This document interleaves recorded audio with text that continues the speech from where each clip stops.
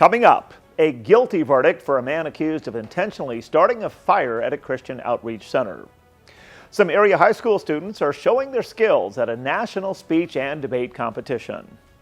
And the Air Force Thunderbirds are ready to take flight in the skies over the Red River Valley. Hello and welcome to the Nightly Review. I'm Tom Tucker. We begin with a look at tonight's headlines, then a closer look, with comments tonight from the only member of the Fargo School Board to win her bid for re-election. And in tonight's one-on-one, how the Director of Tourism and Marketing for the state of North Dakota is looking to do more with less and attracting visitors to the state during the summer travel season. But first tonight, police in West Fargo say a 10-year-old girl reported missing this morning has been found safe and unharmed. Police sent out a notification this afternoon posting a picture of 10-year-old Leighton Wilkinson on their Facebook page. Leighton left home this morning, and police previously said she was last seen near Brooks Harbor Elementary School around 1:30 this afternoon riding her scooter. Again, 10-year-old Leighton Brooks is home safe tonight. No details yet on how or where she was located.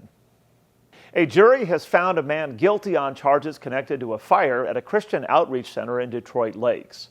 42-year-old Gary John Bogatz was found guilty on first-degree arson charges, but was acquitted on felony insurance fraud charges.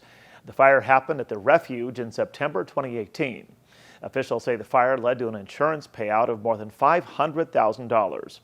Bogatz is set to be sentenced July 13th. He faces up to 20 years in prison.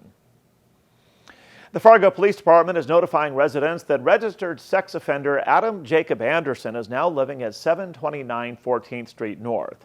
State officials have deemed Anderson as having a high risk of reoffending. He's a lifetime registrant. In 2017, Anderson was convicted of gross sexual imposition in Cass County District Court. His victim was a 25-year-old female acquaintance. On a lighter note tonight, 5 Moorhead High School students are still in the running to be named the best of the best at the National Speech and Debate Championship happening now in Louisville, Kentucky. The team is led by coach Rebecca Meyer-Larson, who brought 14 students to the competition.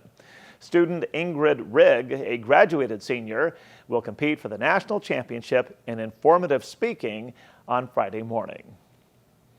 Well, Fargo's third annual community celebration of Juneteenth is set for this coming Sunday. The event takes place in the afternoon at North Dakota State University Renaissance Hall. The free event will feature artists, food, a hair show, community resources, poets, singers, and dancers. Organizers say the goal is to recognize Freedom Day and to promote culture and ethnic heritage. The U.S. Air Force Thunderbirds will be the featured performers at the Northern Thunder Air and Space Expo. The event Saturday is hosted by the Grand Forks Air Force Base, and the Thunderbirds are expected to perform their stunts and maneuvers in their F-16 Fighting Falcons. Gates open for the free show Saturday morning at 8:30. On his way out of the Fargo City Commission, Tony Gehrig says one thing he hopes continues is the city's deer hunting program. That program is awesome. It's safe. There's been no problems. They're making it better. They've suggested a few things that I think will actually make it better. So it's one of the things that you have to do in the city of Fargo. We have a deer population. We have a turkey population here in the city of Fargo. We live on the river. So if you do nothing, that's not acceptable. Commissioner Gehrig says removing the deer hunting program would be detrimental to the city of Fargo, mainly because of the high number of deer in the area. The City Commission is working now with the Park Board and North Dakota Game and Fish to come up with a new approach. The cost of a gallon of regular gas in North Dakota remains at an all-time high. AAA says drivers statewide are paying an average of $4.79 a gallon, which is up 11 cents over the past week. The national average for regular gas is $5. Diesel costs now are setting another record, with prices topping $5.51 a gallon across the state. In Minnesota, Governor Walz's administration is announcing their plan to provide COVID shots to children 6 months and older. We're told the shots could arrive in the state as early as next week. The effort follows an FDA decision to recommend the Moderna and Pfizer COVID-19 jabs for children as young as 6 months. The state is waiting for a recommendation from the CDC before moving forward. And 47 cats have been rescued from a car parked at an interstate rest stop, according to the Chisago County Sheriff's Department. The car was parked at the Goose Creek rest stop in Harris along I-35 when officers found the cats Tuesday. The owner of the car says the cats had been living with her in the car. The cats are now being medically evaluated. In a closer look tonight, comments from Robin Nelson, the only incumbent to win re-election to the Fargo School Board Tuesday night. In a tight race, Nelson claimed the 5th open seat on the board. She says she's looking forward to taking on new projects. It's very humbling. I'm very grateful to be able to serve our community and more specifically our kids for another 4 years. Tremendous amount of work coming up. It's going to be a very important legislative session, and that's kind of my niche in the school board. Nelson is joined by 4 new members on the board, all of whom were endorsed by the Fargo Teachers Union. While Nelson says she's sad to see current colleagues leaving the board, she says she's ready and looking forward to working with those who are newly elected. She says she was happy to see the high number of people who were running for open seats on the board. But if that many people are going to run for school board and they care about kids, that makes my heart happy. I am all about the kids and education. So if we have such a strong school board, everybody will win, and it's a good day for Fargo Public Schools. Robin Nelson spoke with WDAY Radio following her re-election. She says at the end of the day, everyone elected is there to improve education. She says she's looking forward to working together for the next 4 years to improve the district. Well, if you enjoy watching the Nightly Review and find it a good source of news and information, please remember to subscribe below and hit the bell button to make sure you catch every episode. And take a look at this photo provided by a viewer from West Fargo showing a branch that had been blown off a tree in her backyard today thanks to those steady winds. Thankfully, it didn't cause any damage at all to the house, but the question is, when will those winds die down? Meteorologist Justin Storm has answers in the Skywatch Weather Center. Thanks, Tom. As we head through this evening into the overnight hours, windy conditions will go light and skies will go mostly clear as temperatures drop into the mid-50s. Into your Friday, a pick day of the week, one of our top 10 of the summer actually. Mostly sunny with highs in the lower 80s and a light wind out of the east around 5 to 10. Unfortunately, as we head into the weekend, the wind does pick back up and the humidity will increase. Humid and windy on Saturday, gusts up to 40 with highs in the upper 80s. And as we head into your Sunday, more sunshine but breezy and humid with high temperatures close to 100 degrees.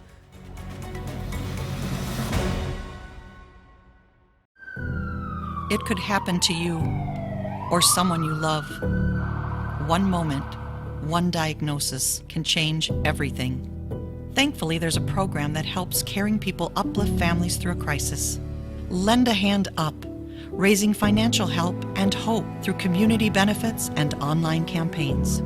A program that boosts generosity so gifts go further. Lend a Hand Up helps you help your neighbors. Learn more and give at lendahandup.org.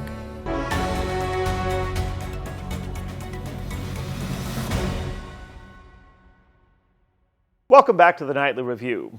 In tonight's one-on-one conversation, my guest is Sarah Audie Coleman, the Tourism and Marketing Director for the state of North Dakota. She's providing an update on her department's efforts aimed at attracting visitors to the state for the summer season. Last year, there was a big increase in the number of visitors compared to 2020. Audie Coleman says that was essentially a bounce back to tourism levels we saw prior to the arrival of COVID-19. It definitely is. There was pent-up demand too that was created, during the pandemic when people couldn't travel as much. We, of course, didn't decline as much as a lot of states did because we were able to stay open longer and our outdoor recreation resources continued to attract people throughout the pandemic. Where we saw the decline and continue to see the decline is our Canadian traveler. They are not back to pre-pandemic levels yet, and that's what really kind of hurt us last year, the areas that we were down. But yeah, you're absolutely right. And really kind of that metric that we're looking at is 2019. We're still off a little bit on visitor spending, not quite back to 2019 levels in all areas. But when you look at, for example, occupancy rates in Fargo-Moorhead, they have exceeded 2019 pretty much consecutively for the last several months. And other areas, are seeing that as well. So this year, your tourism promotion budget is smaller because you don't have that additional $6 million in federal COVID relief funds appropriated to your department by the state legislature last year. Is that right? Yes, that's true. We're back to our regular budget level, which is not significant. About $3 million is what we spend on marketing. And while that might seem like a lot of money to a lot of North Dakotans, it doesn't go very far when you're buying media in Chicago and Minneapolis and some of those larger markets. With gas prices now at record highs in the state, your department is promoting in-state road trips for North Dakotans to consider. Talk about that to campaign. Yeah, absolutely. So the road trip, even though gas prices are high, or higher than any of us would like them to be, we still can balance that out with a lot of great reasonable attractions and activities here in North Dakota. So the road trip will continue to be a prominent theme that we'll be promoting, especially later now as people are planning closer to home destinations and trips. And we've got great itineraries and road trip ideas on our website. And so I'd encourage anybody that doesn't have all their weekends planned or is looking for a vacation to even think about a new area or a new attraction and find a route to that. And there's suggestions to do that, or there's thematic itineraries that are available there as well. But that's just a great way to get off the beaten path, do something different, out of the ordinary, discover some of our smaller communities and outdoor recreation opportunities, or go to a city you haven't been to for a while and take in some summer entertainment. There's great, all of the big festivals and events are back again this summer as well.